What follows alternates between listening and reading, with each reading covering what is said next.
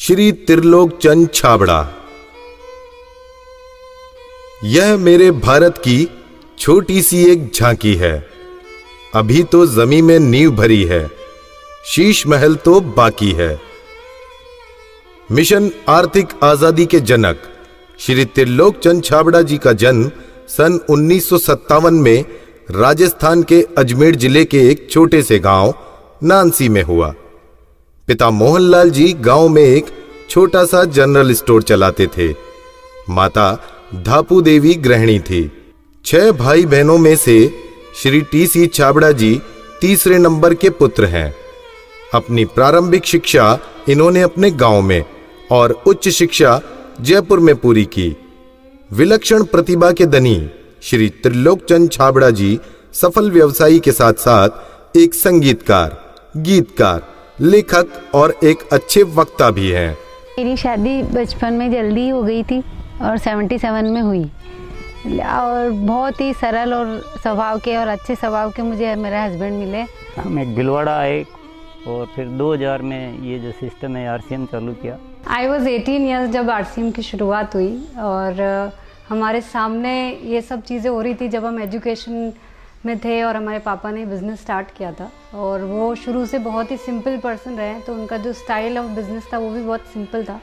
But at the same time वो ये जो उनका एक प्रिंसिपल है कि things should be in a very organised manner. Trilok Chand Chhabra ji को मैं लगभग पिछले 27 सालों से जानता हूँ और उनके सानिध्य में मैंने काम भी किया है। छाबड़ा जी की जो सबसे पहली क्वालिटी है कि या तो लोगों पे जिन लोगों पे भी जो विश्वास करते हैं उन लोगों पर पूरा बिलीव करते हैं, और दूसरे उनकी जो क्वालिटी है कि वो किसी काम को करने की जब ठान लेते हैं तो उस काम को किसी भी हालात में उसको पूरा करते हैं। जब ये चालू किया था आरसीएम, उससे कुछ समय पहले कुछ सिस्टम यहाँ हिंदुस्तान में चलते थे जो जानकारी में आए, तो एक दिमाग में पता नहीं एकदम विचार से आया कि ये तो बड़ा सुंदर सिस्टम है। अगर हम इसमें नॉर्मल प्रोडक्ट जो हमारे रोज़ उपयोग होते हैं वैसे प्रोडक्ट लाकर अगर करें तो ये तो देश के लिए बहुत अच्छा सिस्टम है, बहुत सारे लोगों को इसका लाभ मिल सकता है। और उसके बाद एक ऐसा विचार जो अंदर पैदा हुआ तो उस विचार ने मुझे कभी रुकने ही नहीं दिया। टी.सी. छाबड़ा जी को मैं पिछले 25 सालों से जानता हूं और उनके सानिध्य में मैंने काम भी किया हुआ है। टी.सी. छाबड़ा जी की सबसे बड़ी क्वालिटी है उनके लिए काम होता है। काम छोटा और बड़ा नहीं होता, वो हर काम को उतनी ही सीरियसनेस से करते हैं, चाहे वो काम छोटा हो चाहे बड़ा हो। मुझे याद है जब आरसीएम की सबसे पहली मीटिंग हुई थी, एकदम फर्स्ट मीटिंग, मैं उस मीटिंग में प्रेजेंट थी और वो एक पेड़ के नीचे बाहर मीटिंग हुई थी जहाँ पे मुश्किल से शायद 20 लोग बैठे होंगे। क्या मालूम, इनसे पहली बार मिलते ही मुझे लगा कि कुछ विशेष व्यक्ति है जो बोल दिया एक बार फिर वो याद है, वो एक कंप्यूटराइज काम हो गया। मेरी एक नेचर है कि मुझे अगर कोई चीज़ अच्छे से समझ में आ गई, मैं कन्विंस हूँ कि हाँ ये ज़िंदगी में सही है या ये काम सही है, तो मैं फिर किसी के रोके रुकता नहीं हूँ। तो आरसीएम की भी यही कहानी है। शुरू में सबने मना किया, परिवार वालों ने भी मना किया, दोस्तों ने भी मना किया, बहुत सारी चीज़ें भी हुई, लेकिन मैं कन्विंस था, मुझे समझ में आ गया था कि ये सिस्टम है, इसको देश को इसकी ज़रूरत है, आम आदमी की ज़रूरत है। वो हमेशा एक ही चीज़ बोलते हैं लाइफ में कि चाहे दुनिया कहीं पे भी कुछ भी कर रही हो, चाहे पूरी दुनिया भी अगर वो चीज़ कर रही है और अगर वो गलत है तो हमको उसका साथ नहीं देना चाहिए, हमको हमेशा सही चीज़ ही करनी चाहिए। जो उन्होंने अपने जबान से कहा उसको उन्होंने पूरा किया।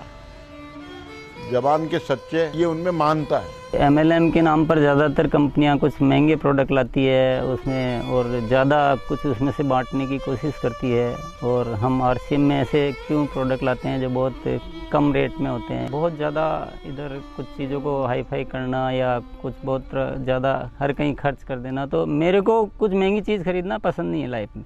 तो मेरे को जो पसंद नहीं है मैं बेच कैसे सकता हूँ। हमारे हिंदुस्तान का मिशन मंगल इसका एक बहुत बढ़िया उदाहरण है कि उन्होंने उस पर्टिकुलर बजट में उनको बनाने की सोचा तो उन्होंने वो चीज़ बना कर दी। ये कोई भी वादा करते हैं वो पूरा करते हैं और इन्होंने जो सोच लिया कि मुझे ये काम करना है वो करके रहते हैं, और इन्होंने जो भी सोचा ईमानदारी से कर रहे हैं पूरा। बहुत सारी चुनौतियाँ आई इस काम को करते हुए। बहुत सारे लोगों ने साथ निभाने का वादा किया, साथ चले, काम को आगे बढ़ाया, फिर उनके मन में पता नहीं क्या लालच आया तो उन्होंने पूरा बाहर जाकर एक नई कंपनी शुरुआत की और पूरा आरसीएम पर अटैक करना चाहिए और आरसीएम के सारे लोगों को, सारे सिस्टम को तोड़ने की एक बार नहीं कई बार बार ऐसे प्रयास हुए कि जब ऐसी घटना हुई है तब आरसीएम में बड़े निर्णय हुए हैं। जो सामान्य गति से चल रहा था उसमें एक मजबूती आई, एक बड़े निर्णय लेने की ताकत आई कि अब तो इसको करके ही रहना है। वो बहुत कम बोलते हैं और बोलते हैं वो एकदम सत्य और सीमित मात्रा में।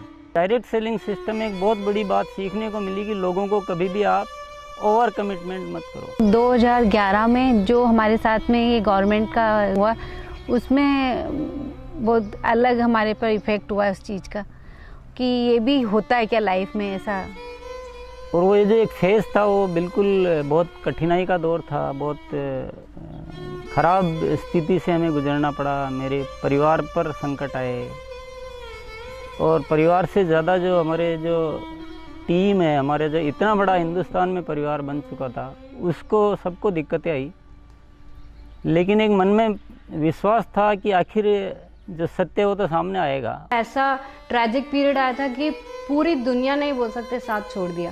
इनफैक्ट जो एकदम अपने बोलने के लिए होते हैं उन लोगों ने भी साथ छोड़ दिया। लेकिन पापा की वो जो हिम्मत थी और जब भी हमने उसके बाद या उस दौरान जब भी हमको मौका मिला उनसे बात करने का, उन्होंने एक ही चीज़ बस हमको बोली थी कि सब कुछ ठीक होगा क्योंकि हमने कुछ गलत नहीं किया किसी के साथ। हमारे जो आरसीएम परिवार है उनका इतना विश्वास था कि उन्होंने 1 साल इंतज़ार किया और पूरा डटे रहे। और जब उनका इतना विश्वास था तो उस विश्वास में इतनी ताकत आ गई और ये सब चीज़ें, जो भी संकट का समय था वो निकला और अब सब चीज़ें धीरे धीरे अच्छी हो रही है। ऐसे साथी मुझे इस सिस्टम की वजह से मिले। आज इतनी बड़ी सेना कह सकते हैं, इतना बड़ा परिवार कह सकते हैं देश के कोने कोने में, और उसमें इतने जो संस्कार बने हैं, ये हमारे लिए एक बहुत खुशी की बात है। इतना बड़ा व्यापार उद्योग धंधा होने के बावजूद, इतनी बड़ा साम्राज्य होने के बाद भी उनमें तनिक भर भी अहंकार या पैसा होने का घमंड दिखलाई नहीं देता है। ये उनकी सादगी और उनकी महानता को दर्शाता है। मुझे मेरे फादर इन लॉ की एक क्वालिटी सबसे अच्छी लगती है कि वो आज इतना बड़ा बिजनेस करने के बावजूद भी वो इतने डाउन टू अर्थ है कि किसी को भी विश्वास नहीं होता जब मैं उन्हें उनकी बातें, उनके किस्से सुनाती हूँ। एक छोटी सी बात ले लीजिए, अगर हम जब भी खाना खाते हैं हम डाइनिंग टेबल में बैठ के खाते हैं, पर वो आज भी प्रेफर करते हैं कि हम ज़मीन पे उनके साथ बैठ के उनके साथ भोजन करें। त्रिलोकचंद जी छाबड़ा एक व्यक्ति नहीं, आंदोलन है। उनके जीवन में उन्होंने बहुत संघर्ष तो किया ही है, लेकिन सबसे बड़ी बात उनमें है सादगी और सच्चाई। आरसीएम की शुरुआत से ही मैं काम कर रहा हूं और जब आरसीएम बिजनेस की शुरुआत हुई थी तो टीसी छाबड़ा जी की एक सोच थी कि दुनिया में जो कंपनियां आती है मल्टी लेवल मार्केटिंग में, वो बड़ी बड़ी और महंगे महंगे प्रोडक्ट लेकर आती है। और टीसी छाबड़ा जी की सोच थी कि मैं एक ऐसी कंपनी की स्थापना करूं जो इस तरह के प्रोडक्ट बनाए जो इंडियन रेट में हो, इंडियन कल्चर में हो, इंडियन मेंटालिटी को सूट करते हो और आम आदमी उस बिजनेस को कर सके, आम आदमी अपने जीवन को बदल सके। 2016 में इसकी गाइडलाइन जारी की गई भारत सरकार द्वारा। उसके बाद से इसमें काफ़ी स्पष्टता आ चुकी है। उसके बाद हमने पूरे सिस्टम सेट किए, हमने पूरे टेक्नीशियंस सेट किए, हमने लेबोरेटरी सेट की और इतना बड़ा सेटअप हो चुका है कि आज हमारे आरसीएम की प्रोडक्ट रेंज में करीब 400 प्रोडक्ट शामिल हो चुके हैं और आगे ये श्रृंखला चालू है। आरसीएम क्यों अपनी ओन मैन्युफैक्चरिंग इकाइयाँ स्थापित करता है या अपना सेटअप क्यों लगाता है, इसके पीछे जो मुख्य कारण है कि आरसीएम ने अपने प्रोडक्ट डेवलपमेंट में 4 कमिटमेंट कर रखे हैं कि ये चारों चीज़ें हमेशा रहेगी। पहली चीज़ है प्रोडक्ट उपयोगी होंगे, दूसरा स्वास्थ्य के लिए अच्छे होंगे, क्वालिटी नंबर 1 होगी और रेट बहुत रीजनेबल होगी।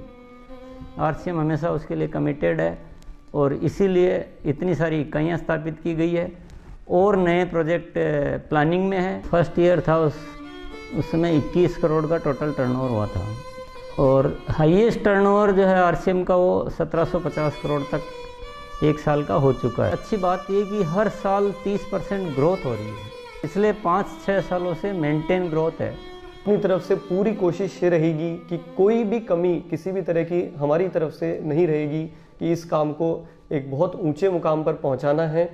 और जब लाखों लोगों के जीवन में अगर हमारे इस छोटे से प्रयास की वजह से अगर थोड़ा भी हम कुछ योगदान कर सकते हैं, ये हमारे लिए बहुत गर्व की बात है। मेरा गोल जो है वो ये है कि आज अपन इस RCM को हिंदुस्तान में नहीं बल्कि कुछ ऐसा करेंगे कि पूरे विश्व में इसका बहुत बड़ा नाम हो।